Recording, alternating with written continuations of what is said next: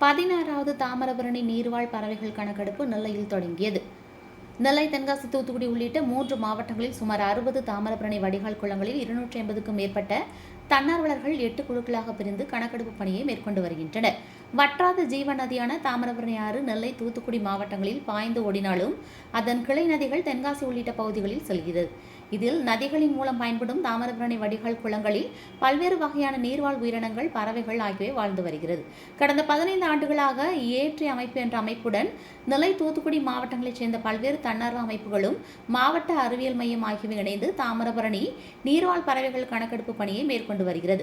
அந்த வகையில் 16வது தாமிரபரணி நீர்வாழ் பறவைகள் கணக்கெடுப்பு 2 நாட்கள் நெல்லை, தூத்துக்குடி, தென்காசி உள்ளிட்ட மாவட்டங்களில் நடைபெறுகிறது. இந்த கணக்கெடுப்பு பணியில் தன்னார்வ அமைப்பு நிர்வாகிகள், பறவைகள் ஆர்வலர்கள், தன்னார்வலர்கள், கல்லூரி மாணவ மாணவிகள், பொதுமக்கள் என 250 பேர் கலந்து கொண்டுள்ளனர். இவர்கள் 3 பிரிவுகளாக 8 குழுக்களாக பிரிக்கப்பட்டு நெல்லை, தென்காசி, தூத்துக்குடி மாவட்டங்களில் உள்ள 60 தாமிரபரணி வடிகால் குளங்களில் கணக்கெடுக்கும் பணியை மேற்கொண்டு உள்ளனர்.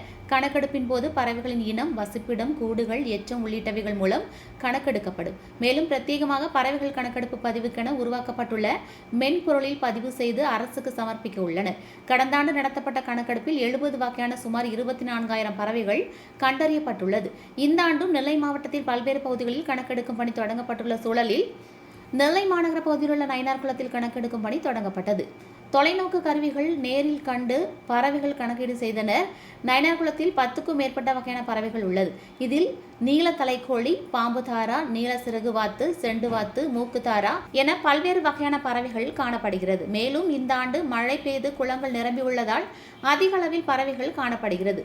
சில வெளிநாட்டு பறவைகளும் குளங்களில் தென்படுகின்றன. கடந்த முறை கணக்கெடுப்பில் 70 வகையான 24,000 பறவைகள் தெரியவந்தது. இந்த ஆண்டு இது அதிகரிக்க வாய்ப்புள்ளதென பறவை ஆர்வலர்கள் தெரிவித்துள்ளனர்.